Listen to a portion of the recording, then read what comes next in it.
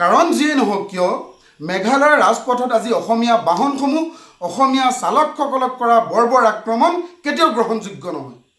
আজি মেঘালয়ৰ কোনোবা এটা সংগঠনে ৰাজপথেৰে প্ৰতিবাদ কৰি গৈ আছিলে, ঠিক তেনে সময়তে তেওঁলোকে যিসমূহ অসমৰ বাহন দেখিছে সেই বাহনসমূহৰ ওপৰত তেওঁলোকে উপযোগ কৰি আক্ৰমণ কৰিছে। তেওঁলোকে বাহনসমূহ এফালৰ পৰা ভাগি চুৰমাৰ কৰি দিছে। এয়া মেঘালয়ৰ প্ৰথমটো ঘটনা নহয়। আৰে প্ৰতিবাদ কৰাৰ অধিকাৰ সকলোৰে আছে, কিন্তু প্ৰতিবাদৰ নামত নিৰীহ জনতাৰ আক্ৰমণ কৰা, নিৰীহ জনতাৰ সম্পত্তি ধ্বংস কৰাৰ অধিকাৰ মেঘালয়ৰ সেই সংগঠনসমূহক কোনে দিলে? এইটোতো প্ৰথম ঘটনা নহয়। আপোনালোকে দেখিছে যে আমি বিভিন্ন সময়ত মেঘালয়লৈকে যেতিয়া যাত্ৰী কঢ়িয়াই লৈ যাওঁ, তাত আমি শাৰীৰিকভাৱে কেতিয়াবা মানসিকভাৱে অপদস্থ হওঁ, কেতিয়াবা আমাৰ গাড়ী ভাঙে, কেতিয়াবা টায়াৰ পামচাৰ কৰি দিয়ে। এই কথাসমূহ আমি অসম চৰকাৰকো জনাইছোঁ, মেঘালয় চৰকাৰকো জনাইছোঁ, কিন্তু আজিৰ তাৰিখলৈকে অসম চৰকাৰ আৰু মেঘালয় চৰকাৰে এটা সুস্থ আলোচনা কৰি এটা সিদ্ধান্তত উপনীত হ'ব নোৱাৰিলে, চালকসকলৰ নিশ্চিত নিৰাপত্তাৰ ব্যৱস্থা কৰিব নোৱাৰিলে। আমাৰ শ্ৰদ্ধাৰ মুখ্যমন্ত্ৰীগৰাকী নেডাৰ আহ্বায়ক, তেওঁ উত্তৰ পূৰ্বাঞ্চলৰ সকলোতকৈ শক্তিশালী নেতা বুলি নিজক কথাই প্ৰতি প্ৰমাণ কৰে। আমি সন্মানীয় মুখ্যমন্ত্ৰী ডাঙৰীয়াক প্ৰশ্ন কৰিব বিচাৰিছোঁ যে যিসকল পৰ্যটক আহে, এই পৰ্যটকসকলক মেঘালয় লৈ যোৱাৰ এইটো আমাৰ অপৰাধ নেকি? কওক মুখ্যমন্ত্ৰী ডাঙৰীয়া, আমাৰ নিৰাপত্তাৰ ব্যৱস্থা ক'ত? আমাৰ নিৰাপত্তাৰ বাবে আপুনি কৰিছে কি?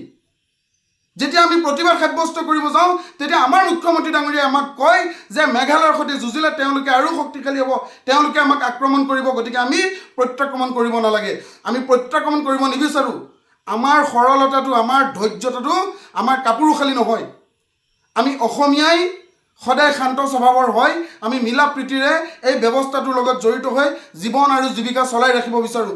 যুদ্ধ কৰা আমাৰ উদ্দেশ্য নহয়, কিন্তু প্ৰতিবাৰতে মাৰ খাম, প্ৰতিবাৰতে সহ্য কৰিম, ঠিক তেনেকুৱা কাপোৰশো নহয়। মুখ্যমন্ত্ৰী ডাঙৰীয়া, মই প্ৰথমে আপোনাক কৈছোঁ, তাৎক্ষণিকভাৱে এই ব্যৱস্থাৰ কাৰণে যদি আপুনি এটা সুস্থ মীমাংসা কৰিব পাৰে কৰক, অন্যথা আমি অহাকালিৰ পৰা কিন্তু খানাপাৰাৰ পৰা তেওঁলোকক সোমাব নিদিম, তেওঁলোকক যোৰাবাটৰ পৰা অসমলৈকে সোমাব নিদিম। এক ইঞ্চিও তেওঁলোকক আমি সোমাব নিদিম। প্ৰয়োজন হ'লে মুখ্যমন্ত্ৰী ডাঙৰীয়া যদি আমাক জেলত দিয়ে, জেলো খাম, গুলি মাৰিলে গুলিও খাম, ফাঁচি দিলে ফাঁচিটো লটকিম, কিন্তু মেঘালয়ৰ ওপৰত মেঘালয়ৰ এই চালকসকলৰ বৰ্বৰতা কেতিয়াও আমি সহ্য নকৰোঁ। আমাৰ স্থিতি স্পষ্ট। প্ৰতিবাৰতে আমাৰ প্ৰতি অন্যায় হৈছে, যেতিয়াই পায় তেতিয়াই তেওঁলোকে আক্ৰমণ কৰে। আমি মৌন হৈ থাকিব লাগে। তেজ আমাৰ গাত আছে নে নাই মুখ্যমন্ত্ৰী ডাঙৰীয়া? আমিও অসমীয়াৰ সন্তান। চুৰ ডকেট কৰিব জনা আমি একোখন বাণিজ্যিক বাহন চলাই স্বাভিমানেৰে জীয়াই থাকিবৰ কাৰণে গৈছোঁ। তাৰ অৰ্থ এইটো নহয় যে মেঘালয়ত আমি পিটন খাম, তাৰ পাছত আমি মূৰ তল কৰি জীয়াই থাকিম। আপুনি যদি ব্যৱস্থা লৈ লওক। আমি এটা স্পষ্ট দাবী জনাইছোঁ, মেঘালয়ৰ মুখ্যমন্ত্ৰী ডাঙৰীয়া আৰু পৰিবহণ মন্ত্ৰী ডাঙৰীয়াই সমূহ অসমবাসীৰ ওচৰত অতি শীঘ্ৰে ক্ষমা বিচাৰক যে অসমীয়া চালকসকল মেঘালয়ত সুৰক্ষিত নহয়। সকলোতকৈ বেছি তেওঁলোকক ৰাজহ দি আছোঁ অসমীয়া চালকসকলে। তেওঁলোকৰ ৰাজকোষৰ ভঁৰাল আমি টনকিয়াল কৰি আছোঁ। প্ৰতিদিনাখনে আমি শ শ যাত্ৰী, শ শ পৰ্যটক কঢ়িয়াই মেঘালয়ৰ ৰাজভঁৰাল টনকিয়াল কৰি আহিছোঁ।